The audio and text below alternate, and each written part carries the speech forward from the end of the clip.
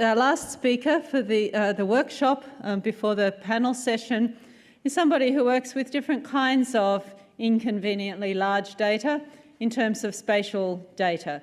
So Tim is a senior science, engineering and education leader. He is at QUT and in the Institute for Future Environments.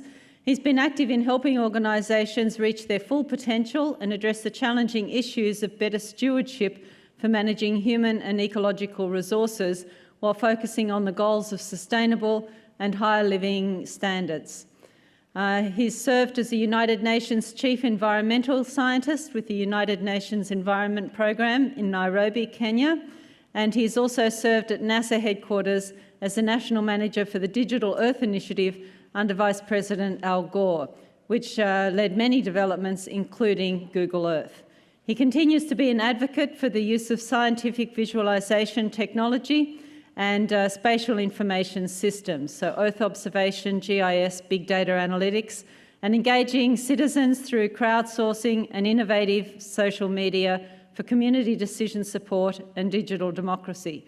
He currently serves as the SEBA Chair for Spatial Information at Queensland University of Technology, so here, where he leads a coalition of economic, academic, government and community organisations targeting the integration of advanced technologies in engineering, planning, clean energy and operations for a prosperous and sustainable future. I can't think of anybody better to be the final speaker in our session today.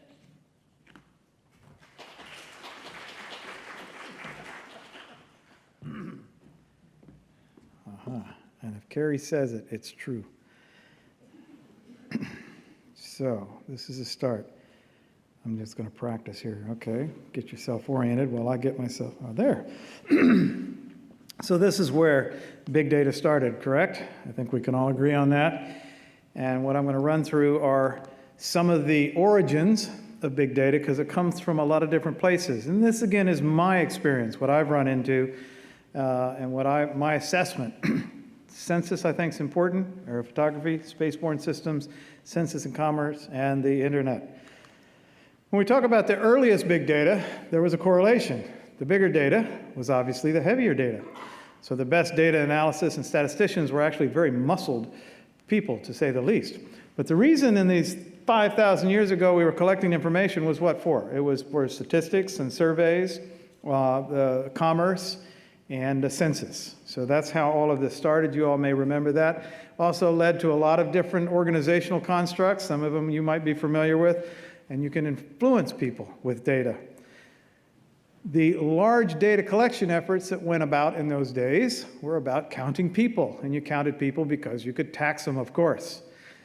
The next big evolutionary jump in that had to do with publishing books, big data. And I always found it amazing, 8 million books in 50 years. So that was pretty productive all in all. I don't know how many of you are authors, but 8 million books is still a lot of books. With all of that, there was still this issue of data coming around too fast in our lifetime. And as we sit here today, sometimes it's difficult to comprehend the fact that 30 trillion bytes a second are streaming into our world. The boys and girls at IBM said, hey, 90% of the data on the planet was created in the last 2 years. Has anybody charted that out and seen where we're going and where we're coming from? It's a rather interesting process. We have the V's. You've heard of all the various V's: volume, veracity, variety, velocity, value or veracity, and then visualization. So that's one that we're going to peek at at today's talk. So what is a trillion? A trillion is a lot of times around the planet with just dollar bills. So when we talk about 30 trillion per second, it's hard to comprehend. Or, just to point out Alexander the Great's library, it would be about 320 libraries for every citizen on the planet. So it's a big number, and these big numbers are hard to comprehend. And they're getting bigger faster through the sensor web and the mobile webs. Faster, faster, and faster. So stepping back, let's look at what some of these things started with. We started with big data when we started to create the ability to collect data on permanent platforms. And Mr. Daguerre is the one that started capturing this. went on like wildfire, as you well know today. Early records, so a lot of our history, and we can go back in time, can begin looking at things like photographs, and even photographs of the Earth. So from above, our first Earth's observation began with things like balloons. They also, the first selfie, this is officially the first selfie, Mr. Badu was able to launch his career. We started hanging them from kites and collecting information over whole cities. So urban analysis, large data, and here's the San Francisco earthquake the day after. We began to use various operations like the avian core. So you can actually see the feathers on the edge of one of those photographs. So collecting data had no bounds. After discovering or inventing the aircraft, bringing up with a French photographer, the first photographs from air were taken. And of course, if it's going to be cinematography, it has to be the Italians a year later. The war machine never quits. And so they immediately adopted this for the purposes of war. And while everybody was making the Anzac Day popular and making heroes of people 100 years ago, they were actually filming the battlefields as well and using this technology. The technology for filming and collecting that as a big data collection platform, the U-2 aircraft over California shown here was collecting film, color infrared film around the planet. These were actually dropped in little capsules and captured by, in a parachute and captured by airplanes. But it was a data collection effort, and it was very large data sets. Now, jumping back to the French, because I love the French, they actually started doing something interesting in the late 1900s when they were using punch cards for the French looms. Many people know that. How many people know about, I'm always curious about that. We've got a couple that know about the French silk? Hey, all right. This is an interesting anecdote because as they were expensive silk to cut the patterns right, they created these little wooden cards to make sure that it was very efficient. And Herman Hollerith went to the Paris exposition and saw it, and he was tasked with computationally handling the 1880 census in the United States. So that gentleman then decided that he would take those cards and use it for tabulation. Otherwise, it was going to take decades just to count all the information that had been collected. Well, he ended up cooperating with some others, using those as punch cards, and they actually formed IBM. So that's how IBM started. And those of you, I know, for those of you that have done those punch cards, those machines were called Igor and Ivan the Terrible and things like that because they would just eat your data right in front of your eyes. Now, another aspect on this evolution of big data was the U.S. Census Bureau when they created the tiger and the dime was first, by the way, but the data structure. It was a topologically intact data structure. And why would that be important? Because all of a sudden, we were able to collect census data and map it with all around the United States, and the same structure obviously took off around the rest of the world. And now we could combine observational data and commerce data with place, and it was very, very powerful. So powerful that it has created an industry. That Earth observation data, as I said, combined with that, actually started over 100 years ago. So besides deciding, the guy that never won a Nobel Prize, because he started them himself, but Albert Nobel shot up a rocket and took the first photography from space. Well, that obviously became popular, and Sputnik by the Russians, it was Soviets then, began this whole revolution of what can we capture from outer space. And with weather satellites being a very important component of, you've seen the weather recently, Cyclone Marcia, of being able to look at our world, the weather satellites started with the Tyros, started collecting data about the planet. This one, which is the Tyros 1 in 1960, okay? And if you look down there in the lower left, that's Australia, and that's the weather map from 1969. I don't know what you were doing that day, but it looks like typical Australian weather to me. So it's a lot of data being collected, and we call those big data, if you wish. Weather and climate are an important component for a lot of things, as we see. And there's inconveniently large data, and there's inconvenient truth. So weather and climate, complex things to understand. How can we understand it without the use of incredibly complex and sophisticated tools and models, and the ability to visualize that and manage large data sets? And that's extremely important, especially if you happen to be living in low-lying areas.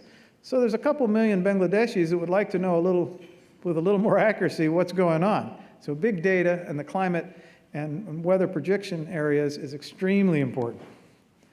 The Landsat satellite was a major milestone and a big kickoff in my career because I was there when they were starting this satellite, 1972. Because all of a sudden, with this new polar orbiting satellite, got coverage of the whole world. This is the first time. This is the first time a synaptic data collection of the planet existed.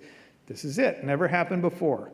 So that's a lot of data, as you can guess. And so the global coverage on this, all that data, really began to challenge all the scientists and analysts and data handlers and data managers and execs, all the people involved with this. In fact, most of that data was collecting dust because no one could figure out how to handle it. So that got a lot of people recognizing this is a big issue, we need to work with it. Just some of the data sets alone, we see a total of over 5 million scenes collectively there, and each scene is very, very big. So if you like to wrestle with big data and you happen to be in the remote sensing area, you got a really good chance. And our algorithms were pretty simple, basically, just filtering and weren't that complex. But in doing this, we ended up adding more complexity because we started looking at places over time. This is Las Vegas growing exponentially. This is the Amazon forest losing its pristine virgin nature into deforestation. So from this perspective of the planet that we got in 1968 to the last photograph taken by the Apollo scientist, we now have a plethora. We have constellations of data collection platforms. And that's a lot of data. I mean, there's big data and there's real big data. And that's what we're talking about and projecting on out. How do you consume that? When I lived in Africa, we used to talk about if you're going to eat an elephant, you got to sit down and plan it because it's a big meal. So this is the same kind of a thing. We've got to figure out how to do that. So from our first Landsat, and there we are, a lovely picture of exactly where we are now. How do you handle all that data? Well, an important component was that we used 7 and 9 track tapes. And one of the fastest data transmissions I personally pulled off back in 1975. I got on an airplane from San Diego and I went up to Sioux Falls, South Dakota, about 2,000 miles and came back. And because of the volume of data, it was faster than anything anybody could do over the transmission lines. So you end up going, well, it's sometimes carrying a thumb drive to your neighbor and transmitting more data. But that was the way the issue was back then. And so we worked with these funny machines that look like they come out of Doctor Who movies, right? But that was the way it was. And miles of data sets. And so this was the nursery. This was kindergarten for big data. And I had to add this, and if Zoe's in the room, I told her I'd show her this picture because that was on my desk. And I was cool because I had 300 baud connected to the ARPANET. So this made all my other colleagues very, very jealous. So this is when you're carrying the neatest gadgets around, whipping them out, this is it. And back then, there were 4 nodes when they first kicked off, as you folks in the history know the ARPANET. When I got on 79, USC was the connection that I had with a blazing 300 baud computer. So that's me in the upper right corner to Zoe and the others. Anyway, so this is the way it was, and the phone book and my personal book got lost in a fire, unfortunately, because it was blue. But we were all in it. And so you had everybody connected, and it was very, very thin, is the way the system started. And here we are today. So we go, how do you put your brain around the growth here, 30 trillion bytes a second, and it's happening. Now remember I talked about the census? Again, that's pulling in a lot of information. And when it started having a big impact was when the businesses doing the clustering and the big data analysis, and that was the Republican and Democratic parties in the United States, were big movers and shakers, and they actually worked with the same company. And it sold products to both the Democrats and the Republicans. And so the Republicans said, who should we run for president? And they ran through the big data analysis, and they came up with Ronald Reagan, and he just cleaned clock. So the idea of being able to zoom into neighborhoods and say, how white are these people? How non-white are these people? How religious are they, et cetera? It's phenomenal ability, and that has revolutionized a lot of businesses, including the concept of marketing and analysis for social demographics and financial dimensions of our society. So the race is on. LinkedIn has jumped in because all these people are sitting there putting all kinds of information for free in there. What school I went to, who my best buddies are.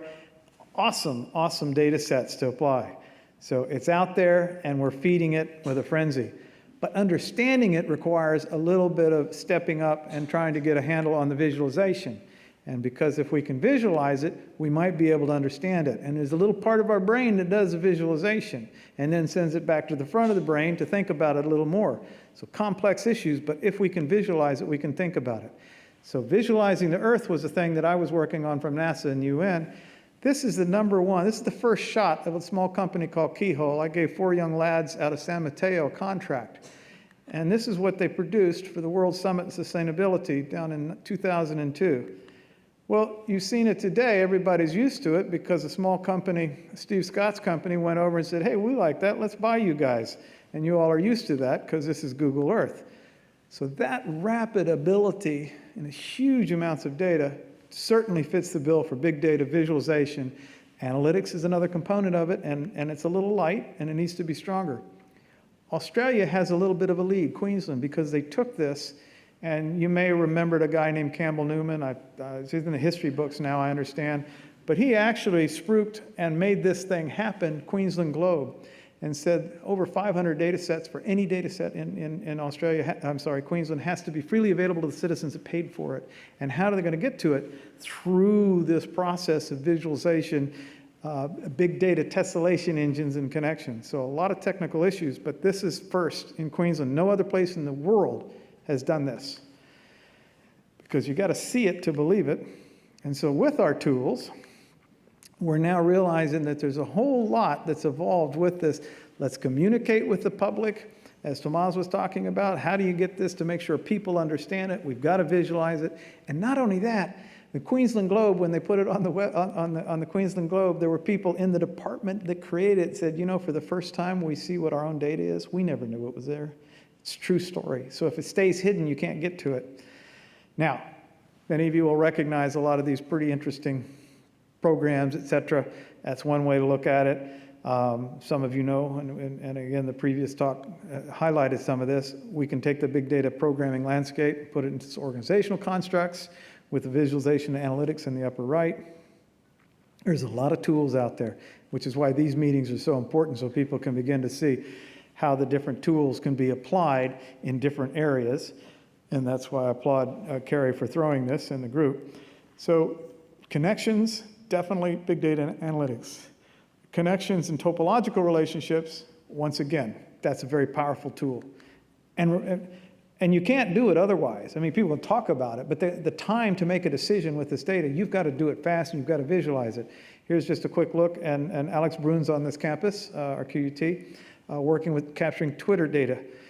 We've got my friend Caleb Leotaru, who will be here in June at the Pivotal Conference, has been doing a lot of interesting things, tapping into social media, and here's just geotagging. We're seeing what's going on. This is bin Laden's best friends, you know, hanging out. Hey, what's happening? And so just tracking into that gives us a pretty good map of what's going on. I hope our intelligence services are using these appropriately. This is not a cartographic product. This is just a piece of the results of what's going on, and it shows us just from the Facebook connections. It could have been a cartographic product. So it's amazing when we begin looking at big data and the volumes and what we can do with it. Spatial enabled data is now absolutely deluging us because people are collecting information all over. That bicycle in the lower right is collecting air sampling data in Denmark. There's a variety of things out there that are providing us more and more data, and it's coming from average citizens because the tools that we're giving average citizens are what we could have only dreamed about 10 or 20 years ago. And when we look at the thing called digital cities, which is going into smart cities and sustainable cities and green cities, we're getting down to the data components, zeros and ones. How are we putting together? That is a big data mecca in itself. And so how we connect with it, how we use this visualization, scientific visualization, extremely important. What can I say? You're a QUT, home of the Q. And the cube has been opening the eyes to many people because you can see things in ways that they couldn't understand before. A very powerful tool. So the G20 came here, a couple of local celebs hanging out, got the attention. And we've actually got arrangements with various Indian organizations, Terry for one, for PhD sharing. So there's a lot of work going on as a result of this. The idea of visualizing and analyzing complex data sets in ways that we never could before with simpler tools, and beginning to look at the trade-offs between things like environment and trade and commerce, because otherwise it's either the environment, you either have coal or you don't eat. You know, those are not true. We've got to look at a transformation of society along a variety of complex areas, so we need real trade-offs for the people, the politicians. And not only that, guess who gets to understand this? And they grow up with it. So the kids are going to grow up with all of this that we're thinking is cool. They're going, yeah, that's the way it is in life. So it's a very exciting time for the next generation. So are we getting whelmed by information? Well, fortunately, we've got ways to go from the traditional libraries into computer world. Yes, there is a tremendous deluge of data, and how we think about it, coming from the Southern California structure, we need to ride this wave and do it smartly. You may have seen this cartoon some time ago. If you don't, make sure you look it up in Dilbert. It just goes into talking about, you can see an executive trying to discuss big data. He has no idea what big data is, but because it serves him and he needs to bow down, and in essence, it becomes a deity. And so it's a kind of catchy, and to a lot of people, it's a big mystery. We need to demystify it a little bit, but it's good. You can see it. So he's going to definitely pay and pray to big data. So we say, you know, there we are. Why don't we start a new religion, the BD? Why not? And everybody be humble into that empty space and sky. Makes as much sense as many. So things can be done at a large scale that can't be done at a small scale. Knowing only what, not necessarily why. It's all about predictions. New source economic value. That's what's going to get your boss's attention. And innovation. That's what captures our attention because we like neat stuff. Oil for the economy, you bet. Fishing expedition, why not? That's where we're supposed to play and be creative. And the beautiful thing for those of us, I'm sorry, I'm speaking to statisticians. I'd had to take statistics 4 times because I got 4 different degrees. And so I've learned statistics. So this was beautiful. Hey, it's a census. Putting a framework on it, big data, remote sensing, all the different data sets, looking at the constructs that we can use. That's one of the things that we're doing here at the university, and welcome all of you, recognizing that most of that data is spatial, has a spatial relation. If we can capture that along with the big data analytics, it's very powerful. One group that is doing that is former Nokia. They're now building cloud sources for a variety of data sets. That's their business plan, and they're going billions and billions of dollars into it. I think they're competing with Google, of course, on some of this. But the idea that you can walk around with your smartphone and begin to tap into all kinds of things around you is just going to open up so much positive feedback of citizens and society. And they got a lot of companies that are paying attention to what they're doing. So I mention that because big data is this mystery thing. A little bit of it's showing at the top. That's our job, is to think critically about that, to begin looking at the focus areas that it can really benefit and talk about that. Climate change, disease, food, all of these areas that are key areas for when you can look at your neighbor and your children and say, look, we're working on some big problems and they're serious. The business side, because you want somebody to pay the bills, is to say, look, you guys are doing things so inefficiently. Look at the analytics we've been doing.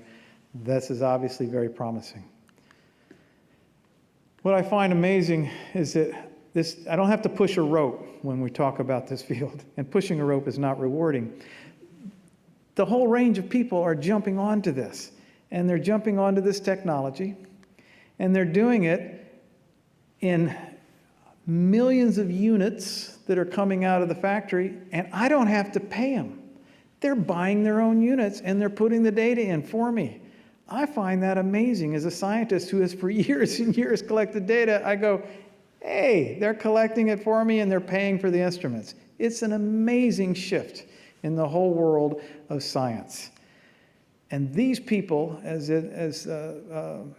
we found out in the wisdom of crowds, the concept that there's a lot out there that has yet to be touched. And that's very exciting. It should be for all of us because this is all interconnected. And it's those collections of connections which tell us what are the questions, what are the really smart questions, and how can I use big data analytics to get into that? Because everything in our cities and around us is O's and ones. So we have to think differently about the problems that we have. People growing up are growing up differently than I did. They're growing up in a cyber-enhanced world. Maybe they're not Borgs, but they're awfully close. So as we look at this, the future where we're at, it's pretty exciting. I wanted to share a few of these things with you to see how important it was for the space age, for census, for things that go back to the French, the Sumerian clay tablets, how it all is coming along to this rapid world that we're in today with a solid message, because you always got to have a solid message, that there are some big data things. You know, you are the creative folks. Let's see the innovation because it's right there at your hands. Economic value is important or you can't get the feedback loops to keep things going. Analyze more and more data, gain insight, and leverage big data to do good things. I mean, that's a real important thing. Do good things is a good motto. We're having a meeting here. He spruiked the meeting down in, Thomas spruiked the meeting down in, and I think I'd like to go down there to Tasmania. That sounds like a good meeting to go. This one is in, the pivotal meeting is June 28th, 29th here. Be kind of interesting where we begin to educate executives and diplomats as to the world that we live in, because they don't understand. Well, how could they? We barely understand. That's why we come together. So it's an exciting time to be around. Appreciate you taking the time and attention to listen to this. Thank you much.